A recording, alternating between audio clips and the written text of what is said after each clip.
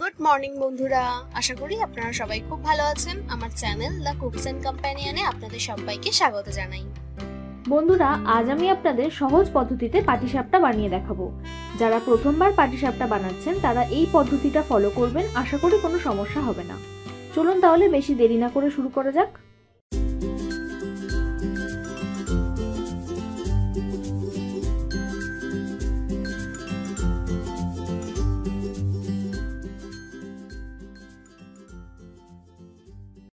প্রথমে আমি 100 গ্রাম পরিমাণে আতপ চাল নিয়ে নিচ্ছি। তারপর এটাকে ভালো করে জল পাল্টে পাল্টে ধুয়ে নেব।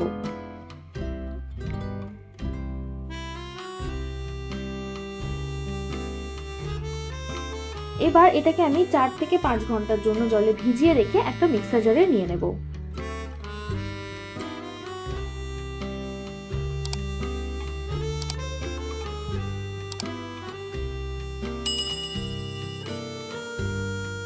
আর এর সাথে আমি একটু নুন দিয়ে ভালো করে ব্লেন্ড করে নেব।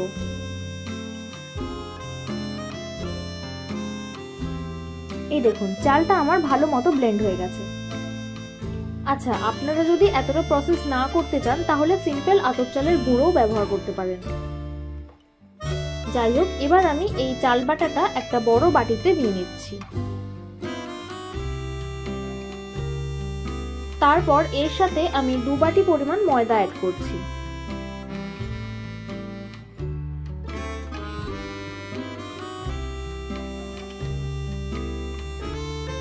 আর সামান্য নুন দিয়ে দেব। খেয়াল রাখবেন চাল বাটার সময়ও কিন্তু সামান্য নুন দেওয়া হয়েছে। এবার আমি এই পুরো ব্যাটারটা অল্প অল্প করে জল দিয়ে মিক্স করতে থাকবো।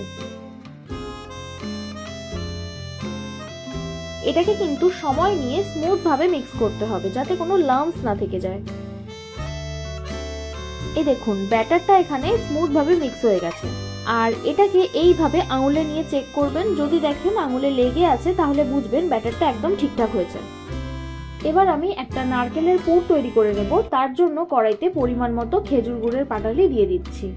আর দিচ্ছি একটা নারকেল গুঁড়ো। এখানে আমি একটা গোটা নারকেল অফ স্ক্রিনে কুড়িয়ে নিয়েছিলাম। এবার এটাকে খানিকক্ষণ নাড়াচাড়া করব, যতক্ষণ না গুড়টার সাথে নারকেলটা ভালোভাবে মিশে যাচ্ছে। আচ্ছা, এখানে কিন্তু গ্যাসের ফ্লেমটা মিডিয়ামে রেখে অনবরত নাড়তে হবে, নয়তো নিচে লেগে যেতে পারে।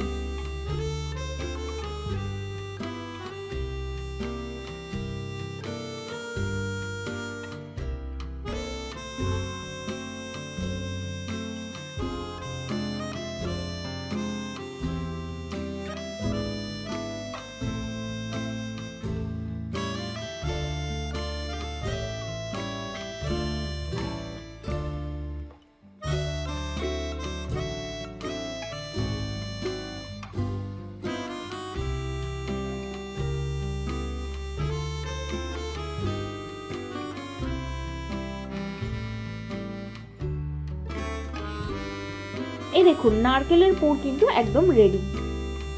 এবার আমি পাটিসাপটা বানানোর জন্য একটা চাটু গরম করে তাতে ঘি ব্রাশ করে নিচ্ছি। তারপর এতে 1 হাতা মতো ব্যাটার দিয়ে ব্যাটারটা ভালো করে স্প্রেড করে দিচ্ছি। স্প্রেড করার জন্য আমি এখানে তালপাতা ব্যবহার করেছি।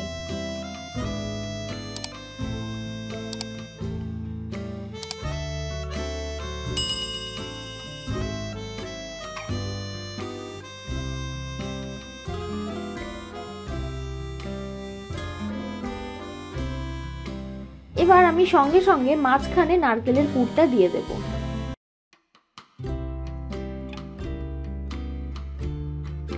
তারপর এইভাবে 2 সাইড থেকে ফোল্ড করে দেব।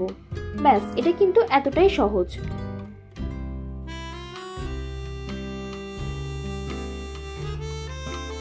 পাটিসাপটা ফোল্ড করার আরো অনেক পদ্ধতি রয়েছে, তবে এটাই সবথেকে সহজ।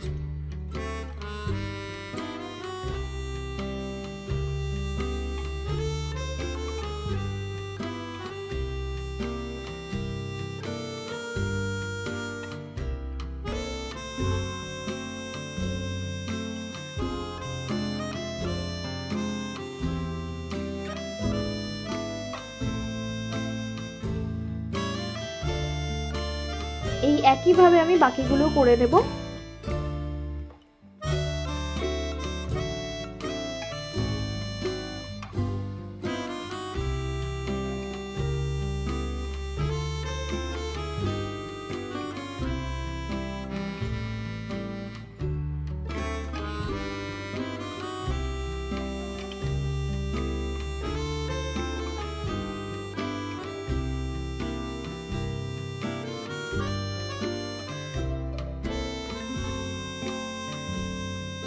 দেখুন কতটা ইজিলি চাটু থেকে উঠে আসছে, এটা কিন্তু একটুও নিচে লেগে থাকছে না।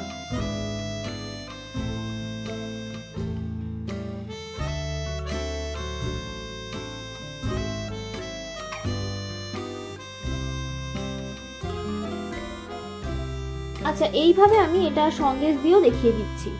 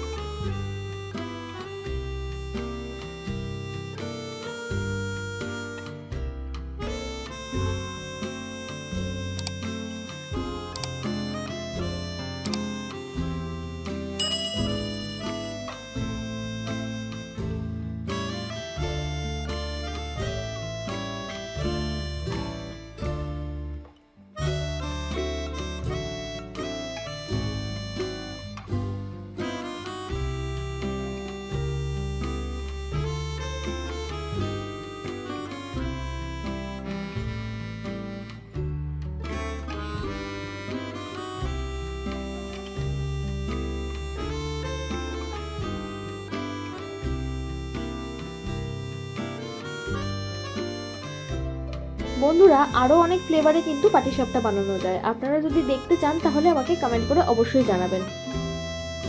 আর এই পাটিসাপটাটাও কিন্তু বাড়িতে অবশ্যই ট্রাই করবেন। ভিডিওটা কেমন লাগলো অবশ্যই জানাবেন। ভালো লাগলে একটা লাইক, শেয়ার এন্ড সাবস্ক্রাইব করে পাশে থাকা বেল আইকনটা প্রেস করে দেবেন। আমি রান্নায় যা যা ব্যবহার করেছি তা কিন্তু আমি সমস্তটাই ডেসক্রিপশনে দিয়ে দিয়েছি, আপনারা চাইলে চেক আউট করতে পারেন। ভালো থাকবেন, দেখা হচ্ছে খুব তাড়াতাড়ি আরো একটি নতুন ভিডিওর সাথে।